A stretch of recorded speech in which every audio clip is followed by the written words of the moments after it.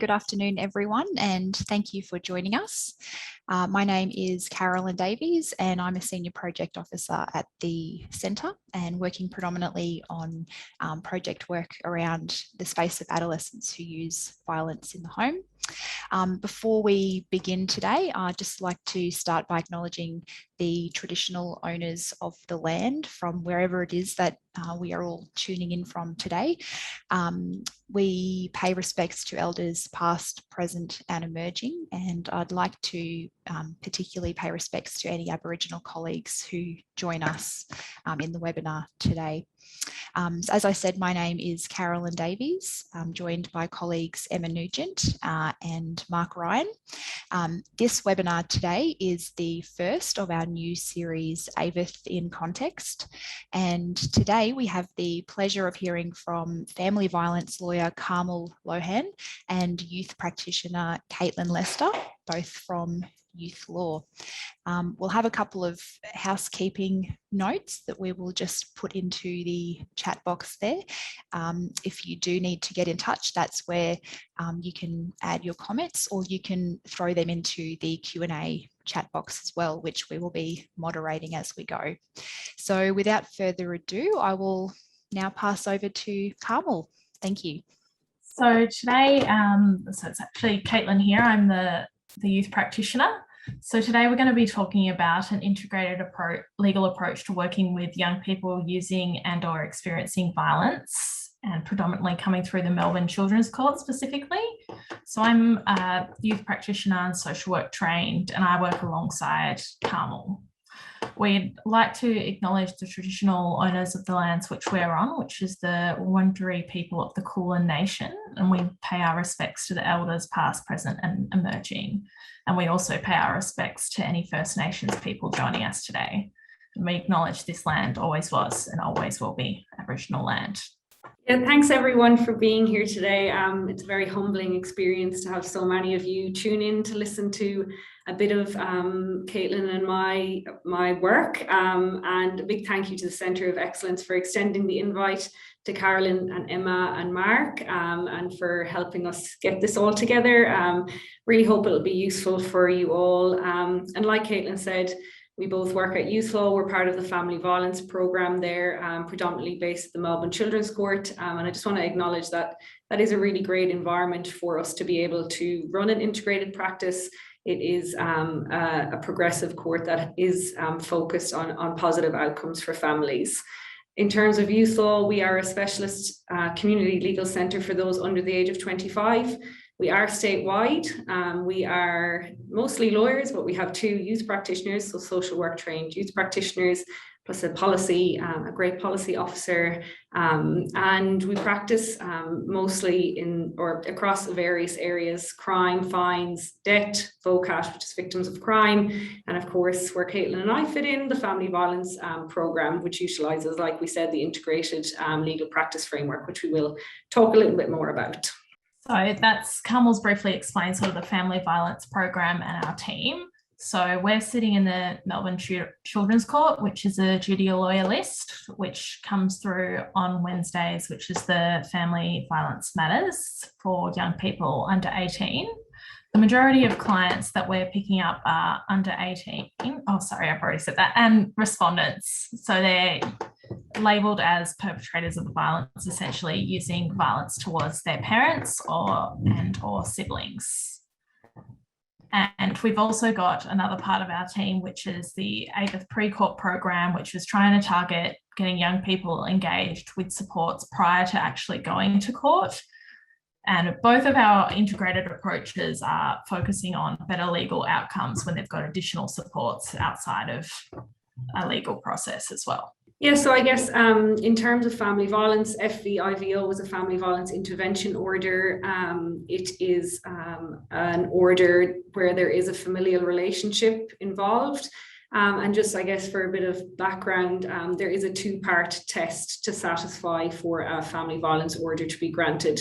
The first part is that family violence has happened, and the second part of that is that family violence is likely to happen again.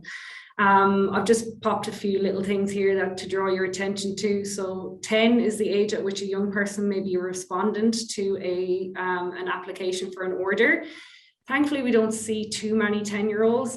If they do pop up, they generally are resolved very early.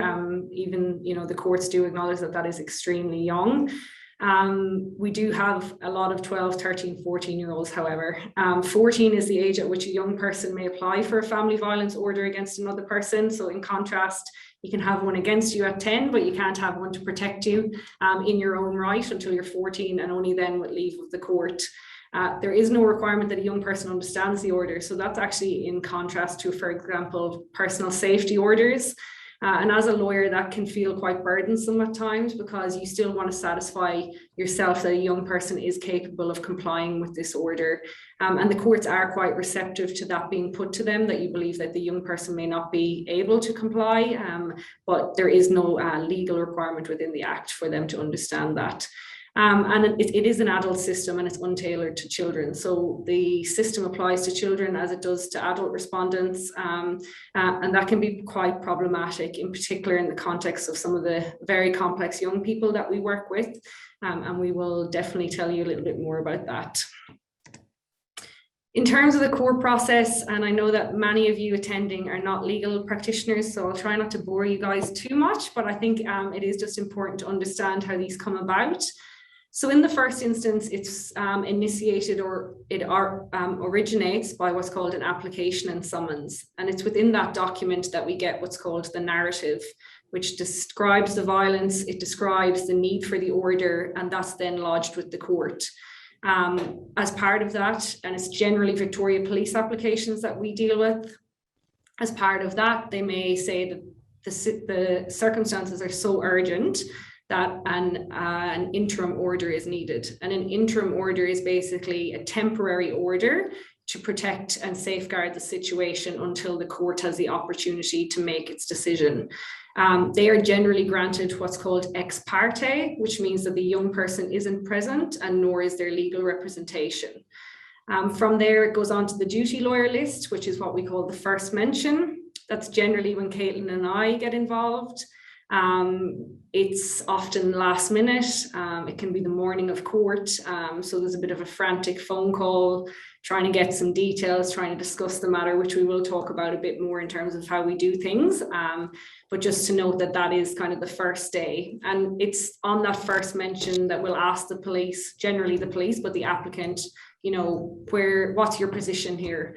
Are you looking to resolve it? If the young person, for example, agrees to not use cannabis or to seek support with their AOD issues, would you be willing to withdraw the application? Or, where are the flag posts for this young person? And we build our plan around that. Generally, what we ask for on that first mention is what's called a testing period. So let's adjourn it, so put it off for a certain length of time so that we can work with the young person, can find out more about the context of the violence, the triggers, etc., with two goals. One, that we have a good legal outcome for the young person, and secondly, that the triggers of violence are reduced. And from there, the next day that it comes back is what's called a further mention. And generally speaking, it's between those two that our matters do get resolved. We have really good outcomes. Very few orders made against children under the age of 18 in our experience at the Melbourne Children's Court. If it's unresolvable, so if the applicant is saying, no, we're going the whole way to an order here when it's necessary, and we think that, no, actually that's an unfair outcome for the young person, it goes to what's called a directions hearing, which is simply just kind of how's this matter going? How many days do you need for a hearing? How many witnesses are you going to have, etc., etc. And then it goes to a contest hearing. We have never acted in a contest hearing where a young person has been a respondent. We've done one only where the young person was an applicant against their mom. So they are very few and far between in our experience. And that's because everyone understands that dragging a family violence matter through a contest hearing can be really traumatizing for everyone involved. So if it's resolvable, we definitely will resolve it in advance of that. So what we know is that legal issues don't occur in isolation, and that's part of why we have the integrative approach, because it grows more of a holistic approach where we can address other things other than just the legal needs, because we know that there are so many other factors that are contributing to those legal needs. And as you see with our diagram, the legal issue is just the tip of the iceberg, and underneath that we've got young people experiencing mental health, housing, diagnoses, past experience of family violence, current experiences of family violence. We've got COVID-19, trauma, multi-directional violence, misidentification of the violence, substance use, and educational disengagement. So working together gives us a trauma-informed approach to work towards addressing these issues and linking the young people in with additional services as well. Yeah, so I guess just in terms of the model, how we work, Caitlin and I work together almost all the time. We are a bit of a united front. We find that that is the model that Youthlaw has engaged. And so both of us will approach the client together. We'll explain who we are. You know, sometimes we're literally down to the basics of, these young people are so young that at times we're saying, do you know what a lawyer does? Have you ever seen one on the telly? Those kind of things, just to try and engage and make sure that they actually know who we both are and what our roles are. We meet with the client together, of course, remotely. We're both on a three-way call often. You know, we long for the day when we can meet our clients every week face to face. And we really try to take a holistic approach to that young person. So we don't go straight in with, hey, here's what the police are saying has happened. What do you reckon? We go, you know, who are you? What makes you tick? What do you enjoy? Who are your friends? We often try and find a point that we can relate to. There's a lot of computer games around at the moment. I know nothing about them. But if there's, you know, a bit of sport going on, I'll say, oh, this is my team. Caitlin's a bit better with the computer games, which is great. And so from that intake, we really try to figure out, get an idea, start to build a picture of what's going on for those young people. We, you know, often through that, we identify mental health, we identify social isolation, disengagement from school. But at the same time, we're trying to take a strengths-based approach. And Caitlin will talk more about the method as to how we do that. And from that intake, we build a plan. So like I said before, the matter comes before the court. We go, give us a testing period. It might be 8 weeks. In that 8 weeks, we identify mental health is really a crisis point. Young person is using cannabis daily. And both of those things are triggering violence. So we'll set about creating a plan that addresses those triggers. And also, you know, it gives us time to try and build that rapport, to ask those questions many times in different ways, to try and, you know, build on the picture of this young person and what's actually going on from them. And then we make a plan. The legal plan might be that I'll continue to negotiate with prosecution. I'll go back to the police and say, hey, this young person has ticked all the boxes that you asked of them. And then Caitlin on the non-legal side may refer the young person off to various services to try and reduce the triggers of violence that we have identified. We take a non-judgmental approach to our work with the young people. I think it's really important that we're not judging them for their use of violence, because then you're not going to get anywhere if you're having a really harsh approach of you've done the wrong thing. And I think it's really important that initially we acknowledge and ask the young person if they're feeling safe at home and what the home environment's like for them, because then we're sort of building and establishing a slight level of trust that, hey, we've actually got your best interests here. We're here to support you and work for you. And this process is confidential, and we're not going to be telling your parents what we're discussing. And we have quite strict guidelines on that confidentiality, and that extends to other services as well, due to the fact that this is a legal service and legally privileged. And we often find that sometimes no one else seems to have asked the young person how their experience of home is actually going and if they're feeling safe. So that can be quite a good way to get a bit of traction with the young person as well. It can be quite tricky to engage young people, adolescents, as I'm sure a lot of you know, and it may take a few conversations or a few weeks, and it can take quite a while to get a bit of information out. We found it's awesome to be able to actually see the young people face to face. That's the ideal, but of course we've got COVID restraints at the moment, as Carmel has said. There are times when we do think the risk is too high because the young person is at home with the parent that the order is against. And if we can have them in the office and get them a meal and try and create a safer environment where they can tell us stuff without worrying that the parent is in the other room and possibly overhearing what's going on. So that's one of our approaches. In regards to addressing the violence, at no point would I say that we're colluding. We're acknowledging the use of the violence and not condoning it, but we're figuring out what's causing the violence, what's happened, what's Carmel said has been the triggers. And we're finding that a lot of the young people, they're not wanting to cause harm and they're willing to take accountability and they are able to reflect and can see how they've scared their parent. But on the other side, we're also hearing parents that have using their own power and control that's affecting the young person, or the young person suffering severe mental health, and sometimes they're dissociating and not even remembering, and they have past experiences of violence themselves. So that all comes into part of our safety assessment. And then we're also looking at other factors of who else is in the home. Are there younger siblings?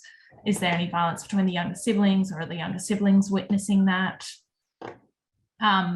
What parents are at home or what parents are outside of the home, and what are the relationships like with those parents, and the history of that as well. We're looking at multicultural backgrounds and taking that into consideration, LGBTQI status as well, because we know that that can affect young people differently in their relationship with their parents and their understanding the parents may have of their sexuality and gender identity. And we know that sometimes that perpetrators of violence can use that against someone as well.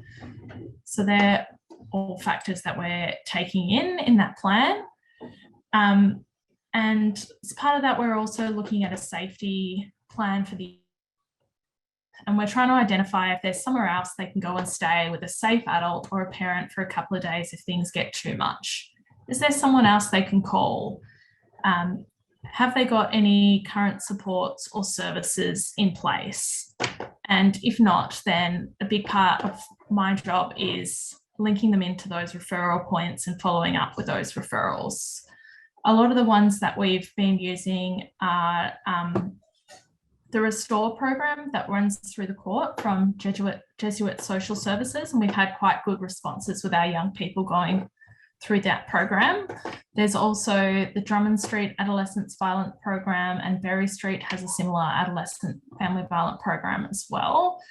Melbourne City Mission Front Yard has been a big referral point because a lot of the young people are looking for alternate accommodation, and there's also various supports that Front Yard has, as well as mediation with the families. And they also have what's called the Front program, which is the Family Reconciliation Mediation Program, which has a database list of psychologists that work with young people that are experiencing conflict in the home, and they fund sessions with psychologists, and they've been quite quick and rapid. So that's been generally a go-to. When the whole family doesn't really want to do a whole approach together, we can get the young person at least linked in to individual supports. A lot of this initial planning, as Carmel said, is done together. Then we may separate the task where Carmel's focusing on the legal and I'm following up, trying to find the best service and link them in to those referral points, and may sometimes take place in care team meetings as well. So I think that's probably hopefully a good summary of what is the work that we're sort of doing in that space. Yep. And I think, just to reiterate, I guess the goal from the integrated approach is always those positive legal outcomes based on legal and non-legal work. And I can tell you that it is in general the non-legal work that renders the best results. It's not, arguing over a complexity in the act that gets these young people diverted out of the system at the earliest opportunity. It is that wraparound holistic approach to the young people and their use of violence or their experience of violence or both, which is, really, really prevalent. We just wanted to give, I guess, a bit of a context in terms of the nature of the applications that we see. So the Centre for Innovative Justice did a review of 20 of our case files. It wasn't just only at the Melbourne Children's Court, but it was across the family violence programme generally. But I think this is pretty reflective of what Caitlin and I see. So 60% of the affected family members were a biological parent. I would say probably in recent times that is higher, especially because, you know, young people are interacting with less people as a result of lockdown. And so generally it is conflict within the home that we are seeing. And 85% of those respondents were ordinarily resided with the AFM. That is an extremely complicated situation when there is also, I guess, you know, a young person and a parent, and there's a parent-child relationship generally, and then we have this kind of complexity around the use of violence, the court matter that's on foot, because the parent is still the legal guardian of the young person who you're working with, and so you have to separate them because of they're separate parties to the application, but they're still their parent, and that can be quite tricky in how we work. Although I probably should have said very early on, we work directly with the young people. We take our instructions directly from the young people, and we don't seek consent from the parent to work with them. And the legal profession, that's the path they're on, that if a legal professional makes the determination that a young person is capable of instructing a lawyer, then they are entitled to do so. So that just kind of highlights, I guess, you know, the issues around safety and complexity. And like Caitlin said, we're often dealing with a young person who might be using their parents' phone to talk to us, and we're trying to get to the bottom of a very complex situation with just these added family dynamics that make it really tricky. We just wanted to talk a little bit, I guess, about what we're seeing at the moment at the Melbourne Children's Court, though I guess maybe not emerging might not be the best term to use because they have been around for a while, but I guess heightened is definitely what we would say, and that is the complex family violence context and very complex clients. And then I guess these are all layered on top of each other, the impact of COVID. So the first one is the complex family violence context. And so issues of misidentification of primary aggressor, bidirectional, multi-directional violence. We are finding that young people are coming to court with an application on foot without this having been explored. And it is a real disservice to the system that we aren't getting to the bottom of the context of the violence. And again, this isn't by any way us diminishing the seriousness of the use of violence by the young people. However, it is just imperative to addressing that violence, that we understand the whole context. There's something extremely uncomfortable when you're having a conversation with a young person and it comes out that they aren't the primary aggressor and that they're actually been labelled a perpetrator of family violence when they're in fact a victim survivor, or potentially they can have both labels, but that's also very uncomfortable. To not afford a victim survivor of family violence that status in this system is really, really unfair. And if we know, which we do, that trauma is one of the sole contributors to adolescent violence in the home, then not being aware of that context is only going to further compound that trauma. And you're doing everyone a disservice. The current victim survivor, the previous victim survivor turned perpetrator. And it's just so important to understand that and to do no harm as much as you can. If Caitlin and I went in with the here's the violence, what's going on approach, and weren't mindful of the fact that, you know, 85% or sorry, 70, in excess of 75% of the respondents have past experiences of family violence themselves, then I don't think we could ever say that we're taking a trauma-informed approach or that we're safe in our practice. I really like this quote. It's for a different context, but I think it applies. No one enters violence for the first time by committing it. That is 100% true in what Caitlin and I are seeing. And it is really important that we acknowledge the experiences of these young people. And again, it's not to downplay or collude with the current violence. Most of our young people are extremely accountable to their actions. They want to do better, they want to be better, but they have to be given the tools and the environment to achieve that. And this is again from the Centre for Innovative Justice review of our FVIO. So 75%, in excess of 75% of respondents had experienced or been exposed to violence and or violence supportive behaviours. I can say anecdotally, but with fair certainty, in recent months that would be 100%. Caitlin and I both sat and scratched our heads this morning to think if we could think of a single client who hadn't had a past experience, and we really weren't able to identify one.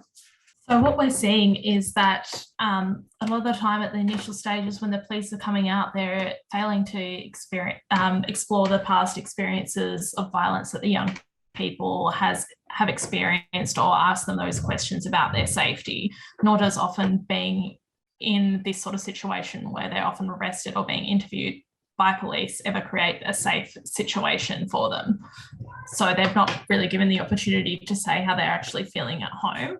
We're often finding that past IVOs of the parent that's trying to get this young person as a respondent haven't been explored. So the parent might have had an IVO in the past, or it doesn't seem if they're looking at if between the AFM parent and another parent may have previously had IVOs against each other, and this young person may have been exposed to this violence.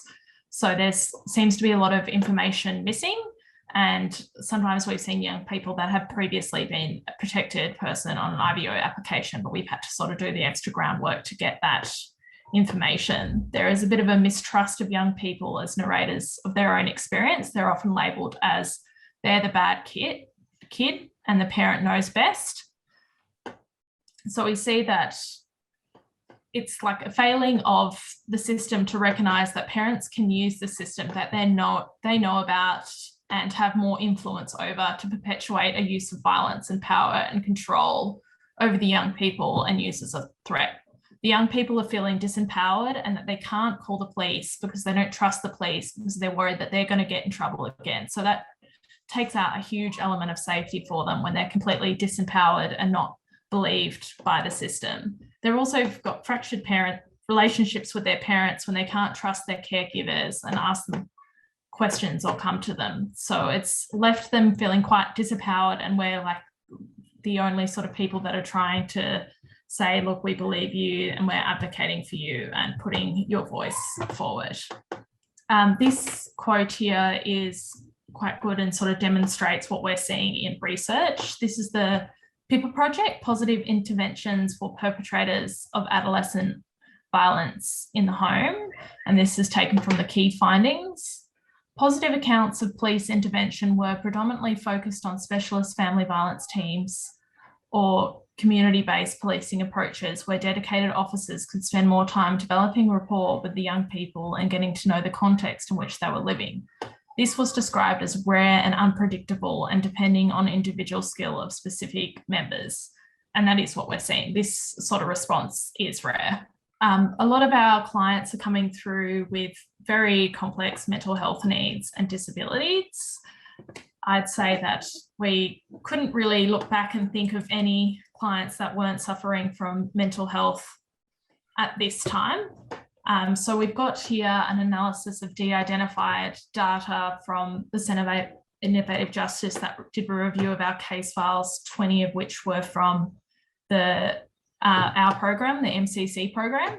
This report had said that 70% had mental health issues. And as I was saying just before, we'd say in the recent 6 months, 100% had having mental health issues. There's 30% had a suicide risk, 64% had formal diagnoses or were undergoing assessment, and 30% reported alcohol and drug use. That stat comes as a whole, but we're only seeing cannabis use as the predominant substance of choice that we're seeing with our young people. So many of our young people have multiple mental health diagnoses. Sometimes they have disabilities, and often these factors can be known to the young person without a complete understanding of it or how it affects them. So we might have a young person with an intellectual disability experiencing depression and anxiety, grief and trauma, now experiencing violence themselves, now being labelled as a perpetrator of the violence. So it's quite complex, and we're limited in our ability to be able to meet all the needs and complexity that that young person presents with. And then this is another quote from PIPA. So an over-reliance on a legal response can draw into the legal system a cohort of adolescents with complex needs and equally complex challenging behaviour. So what we're seeing is that these young people who have, are acutely unwell, from a pure humanity point of view, you're ringing young people who are often at their lowest ebb and going, hey, I know you're really struggling, but here's this other thing that's going on, and it involves a court, and you might have to face a magistrate, and the police are involved. And we really are just, exacerbating a lot of the experiences of these young people. And it's a very hard line approach to think a young person has done something wrong and they should be held accountable, because a lot of these young people, you're asking them to make decisions to understand cause and effect, and if we know anything about trauma, it's that often they don't understand cause and effect. We've had so many people say to us, I don't actually remember that happening. I was at this point. Afterwards I felt when I came round, or, and it is in the context of formal diagnoses. So it's the medical professionals are saying this young person has these needs, yet we're applying an adult untailored system to them. And it also, raises the issue of, are these young people capable of complying with a court order? And, we often raise that with magistrates, and they are receptive of it. But it, again, often sometimes depends on who the magistrate is, the readily available information to you. Court is very time sensitive. Do we have the report from their treating psych? Do we have to, do an FOI? What is it that we need to be able to properly advocate for this young person? And to bring it back a step, the family violence orders sit in the family division of the Children's Court. There's two divisions, the family division and the criminal division. The order itself sits in the family division, but if a young person is to breach that order, they will be charged with a criminal offence and they end up in the criminal division. And so we're facing a situation where we are criminalising young people who are often incapable of regulating their own behaviour. And that sits pretty uncomfortably, at least with myself and Caitlin, and I'm sure with many others. And we definitely need to do better in that space. We would argue whether or not these orders are a deterrent, or whether or not safety planning, service involvement, safety planning involving service involvement, involving maybe respite for parents, all of those things is actually a much more successful and fruitful way of managing violence within the home. And lastly, I guess to tie it all together, we can't undersell the impact of COVID that we've seen on our clients. We have these arrows here on purpose because they all flow into each other and flow back up, and they domino, knock each other over. Firstly, the difficulty with managing safety and contact with clients. I guess we've built a picture now of the type of matters that we act on. At times we're calling clients, they're in one room, mom's in the other room. We're saying to the client, hey, mom's actually said this to the police. And we don't have eyes on that client. We don't know how they're going to respond. We're hanging up the phone, unaware of the situation that we're leaving behind. There is definitely increased conflict in the home. We're seeing families who probably had a really good patch, and a lot of the violence that we see that our clients have experienced is by a parent who is no longer within the home.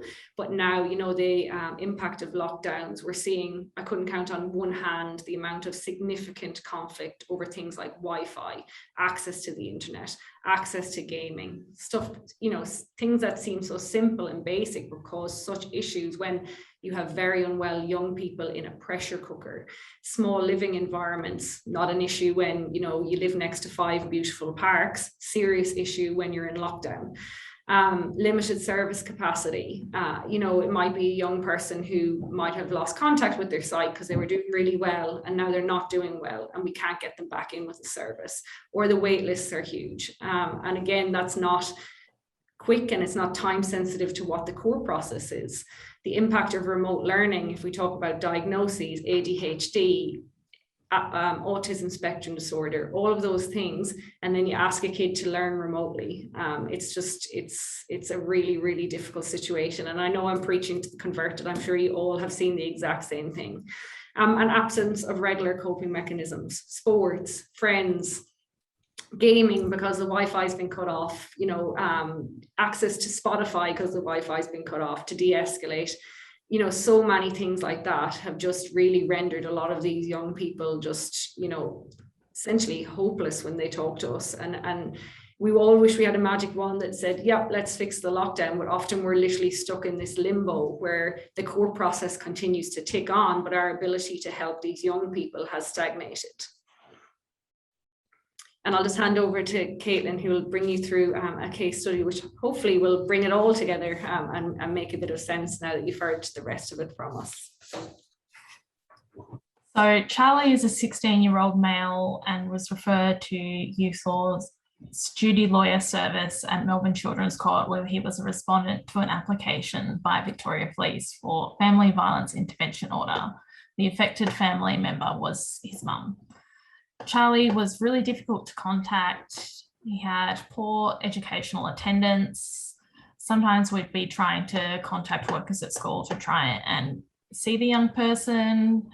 He was experiencing mental health issues and was quite isolated from the community because of COVID and his friends, due to his living situation and the context and dynamic. He didn't really have a good enough relationship with friends to have them over. But of course, we had the limiting factor of COVID. The violence was serious and escalating, as was the nature of the legal proceedings. And this one had an interim order with an exclusion from the home clause, which we don't see very commonly, but it does occasionally happen. In discussing the use of violence with Charlie, he disclosed consistent verbal abuse and put downs by mum. He was remorseful about his own contact despite it continuing, and also lowering of his self-esteem with the verbal abuse from mum. A care team was established to assist the family with the conflict, housing issues, mum being the victim survivor. However, it remained difficult and little progress was made. Charlie remained out of the home because of his matter, and because of this, his matter was resolved by the way of an undertaking. Yeah, so basically with Charlie, we were, utilising all our usual things. We were attending his school to try and see him. We were, if I had $1 for every time we called and text, I probably wouldn't need to be at work today. We were really, really, employing everything that we had in the past that had been successful, but we were getting nowhere. It eventuated that because he was out of the home and living with a sibling, that the police could no longer justify the need for an order. So if we go right back to the beginning, where it was that test where it was family violence has happened and is likely to happen again, he was having no contact with mom. And so there was no ongoing risk of violence in that situation. And so police agreed to an undertaking, which is essentially a promise to the court. Our involvement came to an end, but we did get an update from a court-sanctioned program which was working with the family all along, and they seek to repair the harm caused by family violence. In that context of the program, Charlie was the perpetrator and mom was the victim survivor, and it was focused on repairing the harm caused by Charlie to mom. In the restorative meetings by that program, it actually all came out that Charlie was actually a victim survivor in his own right by mom, and it had been perpetrated for many, many years.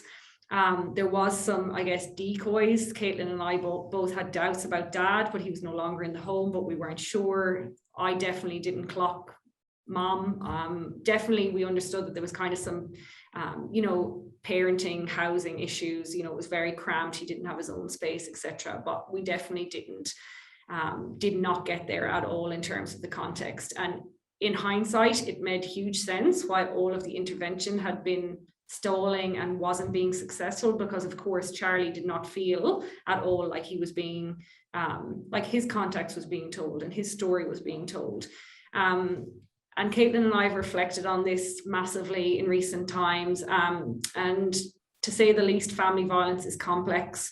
It takes time. We spent a decent amount of time with Charlie. Other workers spent time, but in different ways. So journeys home from school, building that rapport. You have to continue to ask the same questions over and over again, frame them different ways. Different people experience family violence in different ways, so you could ask one child, are you safe? And they think, yeah, of course I'm safe. But you ask it in a different way, has mom or dad ever, said anything nasty to you, or those kind of questions that are more conducive to a child disclosing their own situation. Assumptions creep in. So like I said, both Caitlin and I were thinking, oh, dad's something not right with dad, and Charlie's disengagement from us, you know, oh, he's not interested, he doesn't want to, you know, maybe do better, he just wants this to be over, and it is over, so, you know, let's move on, he's not living there anymore. But the goal for everyone, Charlie and his mum, was reunification in the family home, and the court sanctioned programs plan was inclusive of the actual context of the family home, and we didn't get there, they did, and I guess what we're trying to highlight is that it's just so important to have that context, because intervention will only be successful when it's accurately reflective of the context, and that the court process does not always allow for time or complexity. So we are on deadlines. You might have 15 minutes, you might have 8 weeks, services take 10 weeks. It's sometimes they don't marry up, and that can be really tricky when you're trying to get positive outcomes for these young people. And lastly, question time, which I think we have left plenty of time for. We did get some questions through, which I'm hoping that we have mostly covered, but I will hand over, I think, to Carolyn to manage the questions. Yeah, thanks, Carmel and Caitlin. And we'd like to sincerely thank you both for preparing that wonderful presentation.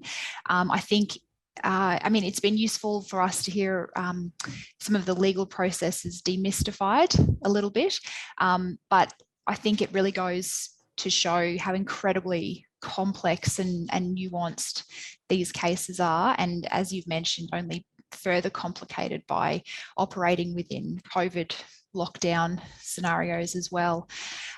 We have had a couple of questions, and I'll just turn to those. If you do have any questions that you would like to ask, pop them into the Q&A chat box.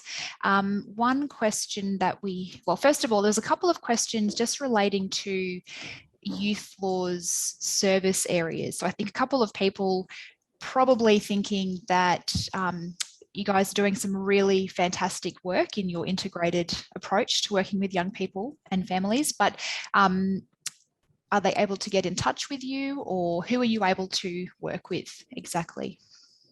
Yep, so Youthlaw is a statewide service, so we cover all of Victoria. In terms of our family violence program, like we said, Caitlin and I predominantly service the Melbourne Children's Court. The pre-court AVITH program is Sunshine Werribee predominantly. However, we're always available for a secondary consult, or, you know, we do make exceptions for other matters that we accept on a case-by-case basis, particularly where the young person might have a lot of special circumstances going on, so mental health, homelessness, you know, care leavers, and yeah, we definitely get in touch, and yeah, we can always help at least with a secondary consult or with a referral to an appropriate service if we can't help. But yeah. All right. Great, thank you. Another question just came in relating to the Dolly and Capax assessments, and someone wondering, do they relate to adolescents using violence in the home? I know you mentioned before, you know, varying degrees of, I guess, comprehension around what different orders mean. Is that an assessment that is used? That's a very good question. So Dolly in Capax is a common law, I can't even think of the word, premise, I guess. It's a rebuttable presumption. So it sits in the criminal stream around your ability to commit a crime. So having the mental capacity to commit a crime. I should have mentioned, and it is important, so thank you to the person who asked this question, is that across all streams of the Children's Court, there's what's called the Children's Court Clinic. And we can refer a young person to the Children's Court Clinic for a neuropsychological assessment. We can also ask for other things like an assessment of the family dynamics, and they're psychologists and psychiatrists that will meet with the family and the young person. So for example, I've had a couple who I have had significant concerns about their cognitive ability, but they're maybe at that age where it needs to be explored further. So they're probably starting to get at the older age.